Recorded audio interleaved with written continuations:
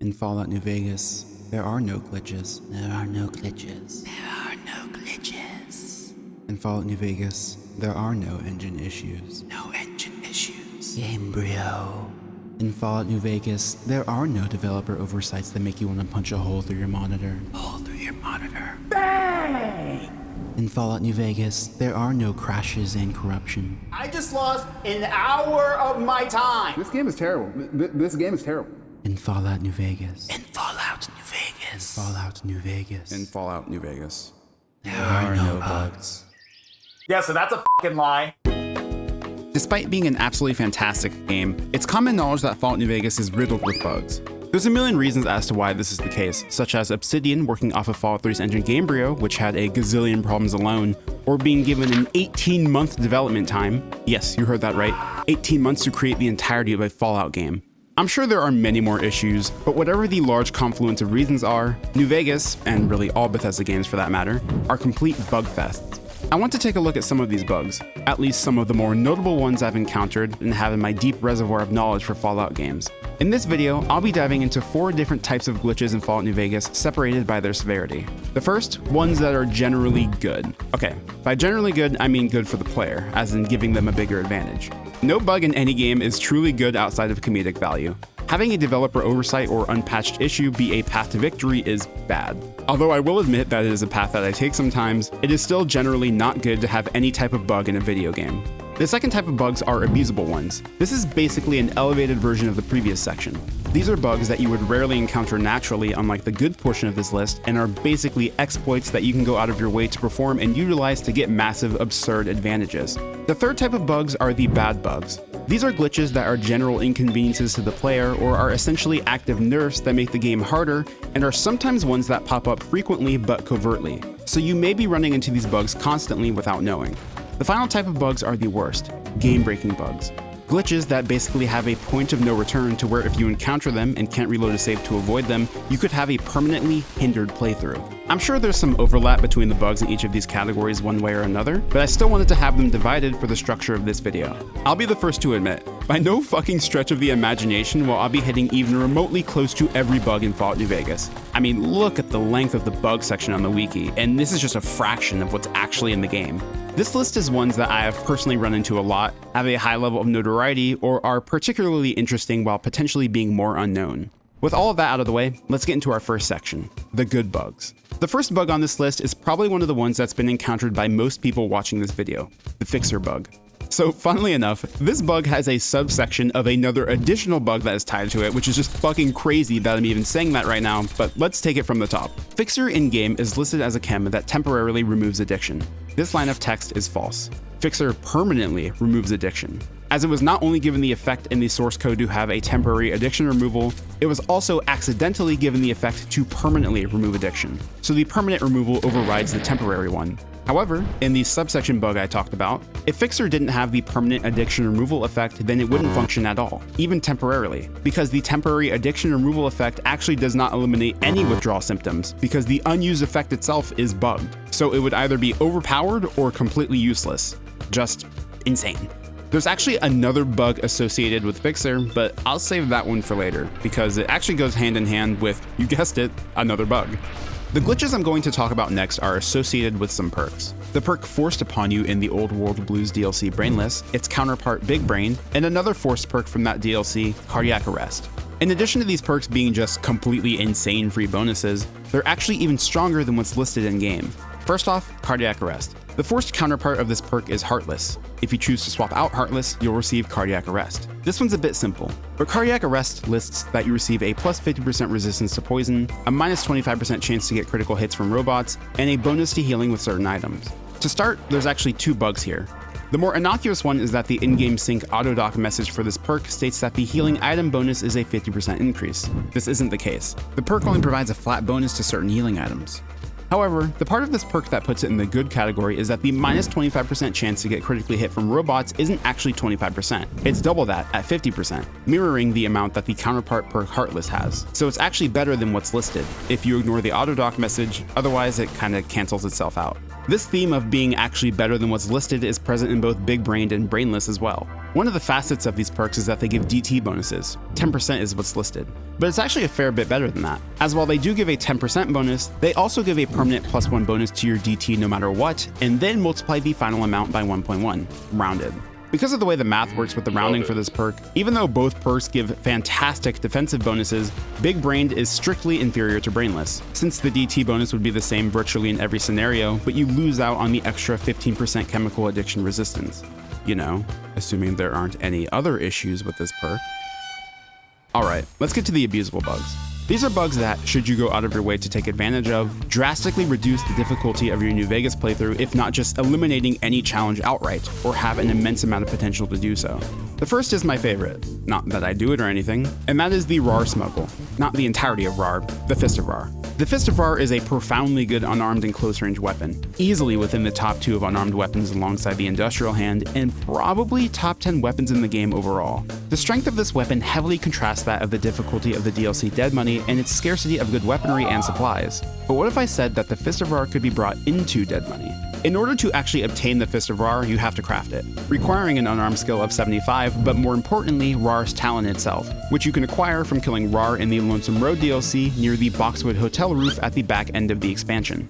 If you do Lonesome Road first, or even part of it, since you can come and go at will, and acquire RAR's talent by taking down its difficult side boss of an owner, you'll notice that it's a miscellaneous quest item, not just some junk piece. This means that it doesn't have a weight, but more importantly, it means it can't be removed from your inventory, which in turn means that you can bring it into the Sierra Madre, since when everything gets stripped off of you by Elijah at the start of Dead Money, you get to keep all quest items, including RAR's talent. Now, all you'd have to do is find a workbench in the Sierra Madre to make the Fist of RAR, and guess what? There's a workbench right in the starting area, at the north side of the villa.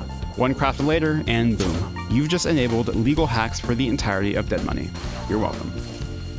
For the more social side of things as opposed to the more combative, acquiring Idolized by the Legion is so stupidly easy, it's not even funny because of an exploit with Severus in Cottonwood Cove. If you can acquire 50 in the explosive skill, there's a repeatable skill check you can complete with Severus regarding teaching him how to disarm NCR frag mines. This skill check is not meant to be repeatable. Every time you pass the check, you require XP and Legion fame. This is technically also an infinite XP glitch, but you'd be sitting there for a long time doing the same monotonous action over and over, and it's probably more fun to actually go and play Fallout New Vegas. If you repeat this method enough, it won't take long until you eventually get idolized by the Legion. It's a wonderful, exploitative way to farm reputation and acquire the prestigious Lucky Shades without getting any blood on your hands, since you can only get the glasses through reaching maximum positive reputation with Caesar's Legion. On to the next bug. This one is pretty notorious, but it's pretty funny because of just how simple of a break it is, and that is the Skilled Trait exploit. The Skilled Trait is one of New Vegas' starting traits that can be selected, and when chosen, adds a +5 bonus to all skills in exchange for a 10% reduction to XP. If you play your cards right, you can net yourself not an extra 5, not even an extra 10, but a bonus 15 to every single one of your skills. The reasoning for this is there are 2 instances in Fallout New Vegas where you can reorient your traits. The first at the very beginning of the game when you reach the distance threshold, and another later inside of Old World Blues. How the trait works functionally is whenever you select Skilled, you receive the additional +5 bonus to all skills as if you read a skill book for them. And the trait itself is what's giving the -10% experience debuff instead of having both the debuff and the bonus tied to it. With that in mind, whenever you're prompted at the beginning of the game to redistribute your tags and reselect traits, if you select Skilled again when asked, you get another +5 bonus to all your skills and still only have a -10% XP debuff. This works the same way in the Old World Blues DLC. When you go to the Sync Auto Dock to change your traits, if you select Skilled for up to a 3rd time, you get yet another +5 bonus to all skills. Without breaking the game outright, the skill bonus is definitely the most impactful on this list. Since skill management is one of the best ways to defeat level scaling in Fallout New Vegas, getting a free 195 point bonus to your skill total is a gigantic, colossal step in trivializing the challenges the game throws at you. If there was ever such a thing as an ethical game break, the skilled abuse could potentially fall into that. Bearing a similar level of infamy, if not more, New Vegas' ammo swap glitch is, in essence, a bug to enable dev tools. Using this exploit doesn't just have the ability to make the game easier, it breaks the game.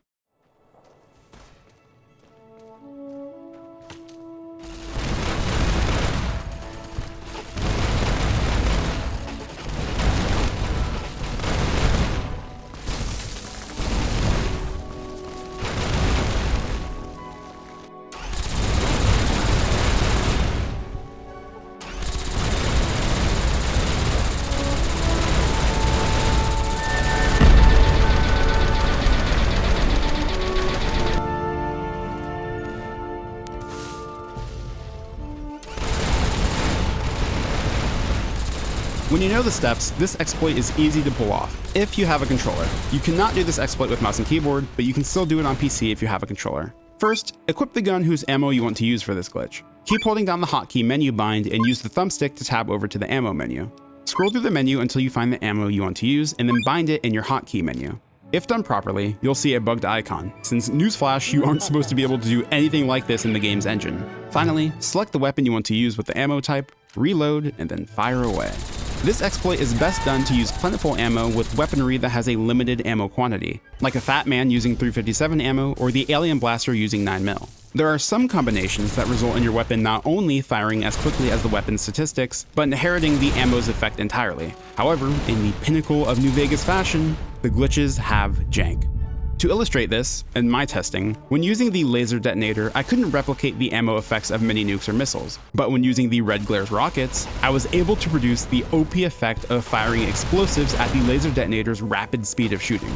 I could not find a reason for why this was the case in my research, like, at all. I found old forum posts where people were using the exact combination that I was trying to, and they were seemingly getting a different result. So they got to enjoy firing mini nukes from their laser detonator while I was sat there scratching my head as to why I couldn't. One of the videos I watched for research and to find out if there was alternative ways to execute both versions of the glitch was from Kung Cobra, who is a very proficient New Vegas player and speedrunner, and in his video he said that he hasn't gotten the ammo effect variant of this glitch to work. My best guess was this had to do with only certain combinations of guns and ammo being valid, but when researching further, that didn't seem to be the reason why. So I don't fucking know what is going on. If anyone can tell me what is happening to cause this discrepancy in results, please comment and tell me why. I need to know why there is a glitch to the glitch. Speaking of speedrunning, this next glitch is the speedrunner's bread and butter. If you tune into an any % New Vegas speedrunner stream or a VOD of theirs, there's a 100% chance you'll be seeing them fly around the map at a supersonic speed, abusing the game's physics engine. The reason why? The reload dash. To perform this glitch, first, you need a weapon with an animation that reloads its ammo one by one. This is typically done with the 357 Magnum in speedruns, but you can also use weaponry like the Cowboy Repeater or the Hunting Shotgun. Next, you need a secondary ammo type for the gun so you can actually perform the weapon's reload at will. From there, bring up the weapon, move in the direction you want to, swap ammo twice, bring up your Pip-Boy, unequip the gun, and exit the Pip-Boy while still holding the movement key. If everything went right, you'll get launched at lightning speeds. This speed is so quick that colliding with certain terrain can launch you at the terrain's angle, typically upwards. The reason why this glitch works is because 1x1 reloads have a bugged animation where it contains forced movement at the end of the animation. When you unequip the weapon while holding the movement key, the game adds a bunch of acceleration for the duration of the animation by compounding your stored movement with the reload's glitch movement. Additionally, you can also chain reload dashes. If you get launched straight into the sky and get stuck as a result of not holding a movement key again, you can actually do another reload dash from the stratosphere, as long as you don't save and then load your game. Since as long as you aren't falling, you can do the bug because you can perform the walking animation. Note that as soon as you move or save load, you begin to fall.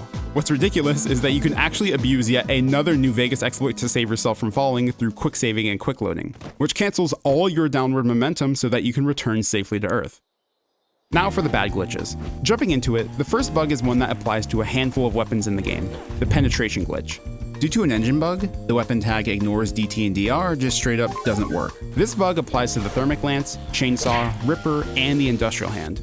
Honestly, this is kind of a justified nerf to these weapons. If you've used any of the automatic melee weapons in New Vegas, you'd know that they are ludicrously strong, even with this accidental nerf. Like, these weapons are some of the strongest in the game without their penetration effect. Hilariously, you can actually play the part of an Obsidian developer and unbug the game yourself. Minus the horrendous overtime to make a detailed and atmospheric RPG from Bethesda and the unrecognized creation of one of their signature games. Also, shows being made about it. If you take the Piercing Strike perk at level 12 or higher by having an unarmed of at least 70, you will unbug this glitch for enemies that have a DT of 15 or lower, since the perk ignores up to that much DT.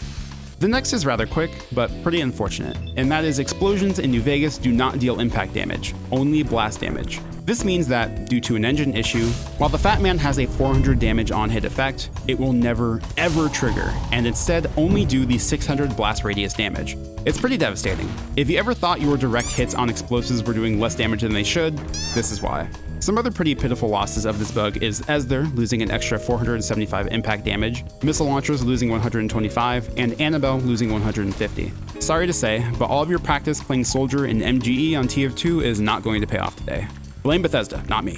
Another quick but impactful bug is that the perk In Shining Armor does not work in its entirety.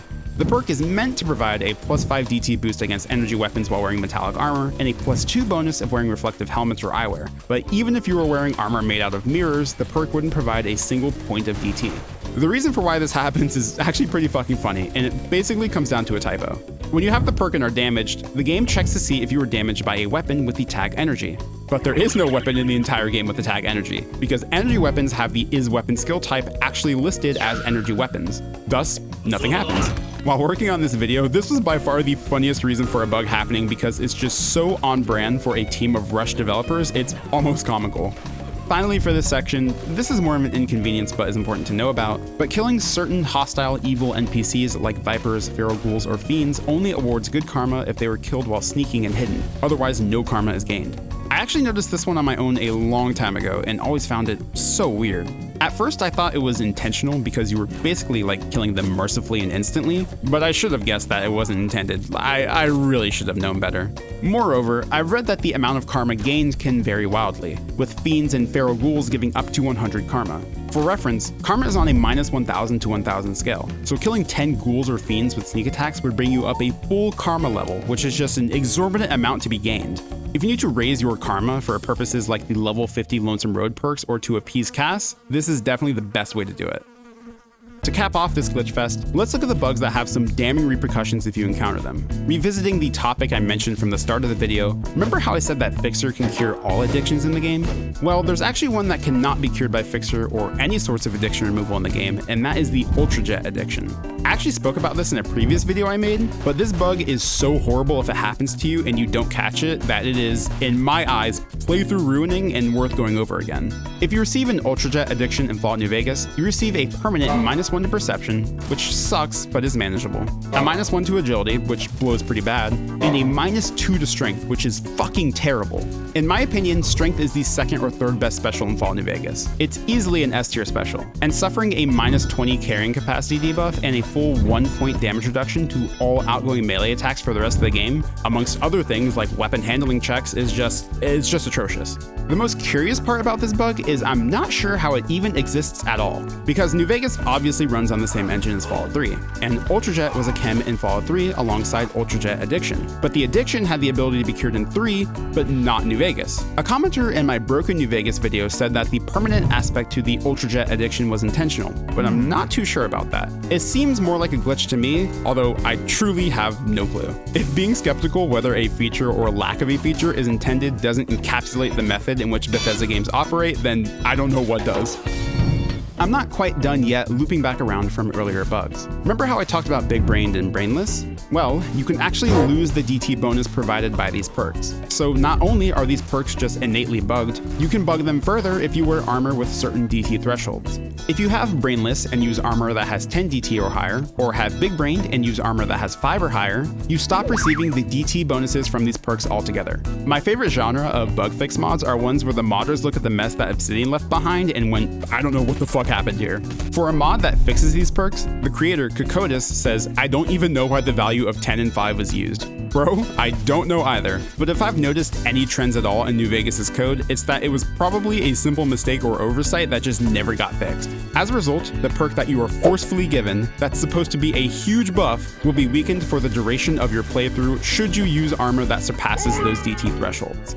For the final bug of this video, we're going to talk about how modding some weapons can actually nerf them. If you apply a weapon mod in New Vegas that increases the weapon condition, that weapon can no longer receive the effects of a weapon repair kit. In fact, not only will that weapon not receive the effects, it'll actually have its durability decrease if you use a repair kit on them. This is due to the function set weapon health %, not taking into account modified weapon health. The list of weapons that have a mod that increases weapon condition is extensive, and applying it to anything makes it so your weapon repair kits actually damage them if used. The strength of weapon repair kits is approaching OP. Having an on-the-go, light, immediately functioning, free source of weapon durability is such a boon, and missing out on that for weapons like the chainsaw or the tri-beam laser rifle is so terrible. If you want to avoid any of the glitches I've listed, some go-to bug fix mods are Yup, Unofficial Patch MVSC Plus, and Stewie's Tweaks and Fixes. The link will be down in the description for all of these. Now that I went over all these bugs, I'm gonna go fix my game. Actually, you know what? Before that,